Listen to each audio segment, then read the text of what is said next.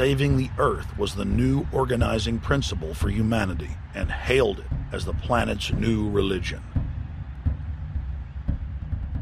They claimed that CO2, which plants breathe, was killing the Earth, and that we must reduce the number of children we have to curtail our carbon footprint. Countries across the world marked the day by passing new carbon tax schemes and raising taxes on gasoline, natural gas, and electricity. It is a scientific fact that the sun is the main driver of planetary climate, and the measurements are clear. The sun is becoming hotter, brighter. It has been slowly increasing thermal output in the last 100 years, causing warming not just on Earth, but throughout the solar system. But the scientific facts and even the order of the planets didn't matter to one of the chief organizers of Live Earth, David Mayer de Rothschild, heir to the British arm of the Rothschild fortune, when we spoke to him. When I called Rothschild on the order of the planets, he just laughed, thinking the audience wouldn't get it. He continued to count on the population's ignorance and claimed that the global warming lobby has nothing to do with carbon taxes. I guess he hadn't spoken with his good personal friend, Al Gore. Global warming, the time for debate is over. I think what you have to realize is that being environmentally sensitive and making money aren't mutually exclusive. There's a lot of money to be made in addressing this issue. But you guys are gobbling up all the world's concern to just simply line your pockets and make kids read your book in schools and do all this. It's a business, just like you said, Rothschild. It's not. Do you think I make any money out of this?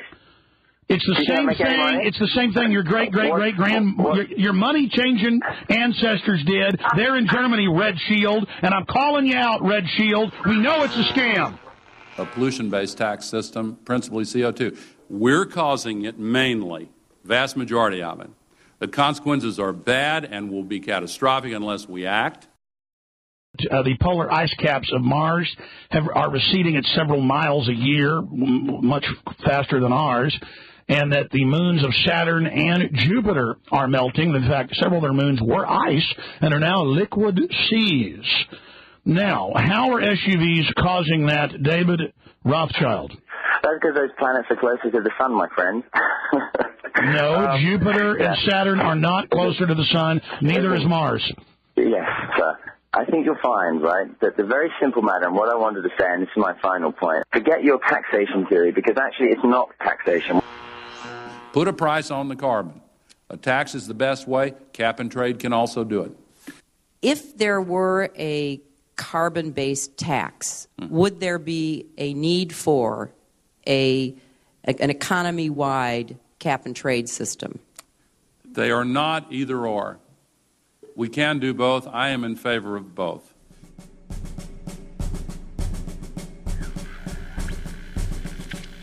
The architects of the New World Order are in a race to complete the structure of world government so they can suppress the independent development of technologies that threaten their monopoly of power, while at the same time steering new developments in the direction the architects chart for humanity.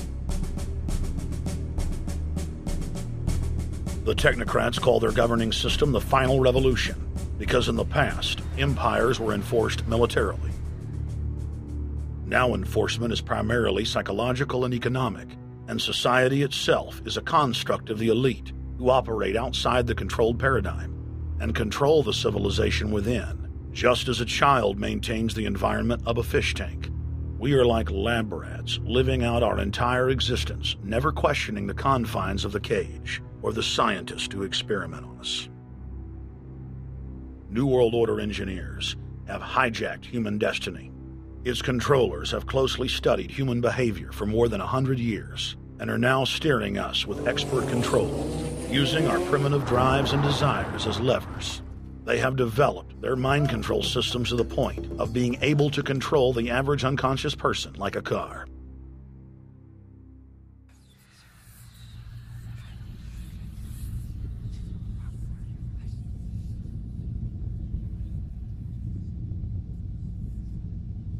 You Eugenics dominated the 20th century. Its ruthless spirit has now metastasized into the fields of genetics, nanotech, and robotics. But that's not surprising. From their inception, all three disciplines have been dominated by eugenicists. The billionaire founder of Sun Microsystems, Bill Joy, courageously went public in 2000 to warn of a cancerous consensus among the technocratic elite that at best humanity would be completely enslaved by the year 2030, and at worst, mass extermination of everyone but the elite would take place. A who's who of the techno-elite are members of what is known as the transhumanist or post-humanist movement. Many of its adherents see only the beneficial aspects of technology's exponential rise, like bringing sight to the blind, sound to the deaf, and longer life for all. But what many of them don't know is that master eugenicist Julian Huxley founded transhumanism, and that society's controllers openly admit that the new system is designed to progress into absolute tyranny.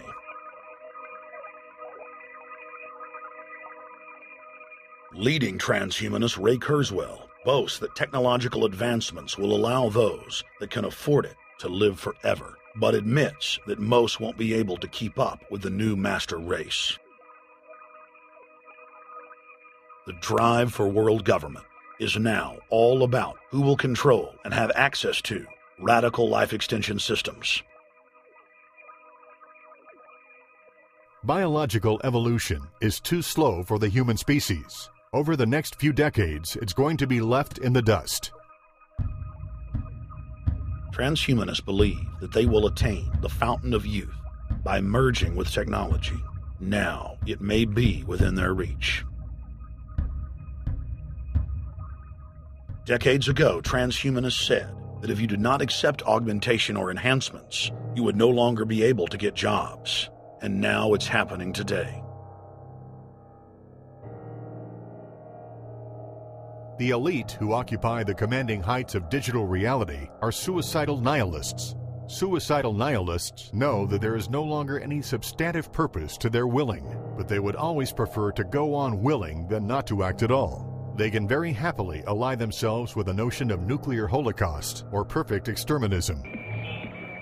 Technology has become so powerful in its capacity for destruction that free humanity cannot afford to let psychopathic technocrats with delusions of grandeur repeat the mistakes of their forebears, because it is highly probable that this time they may destroy everything, including themselves in their mad rush for godhood.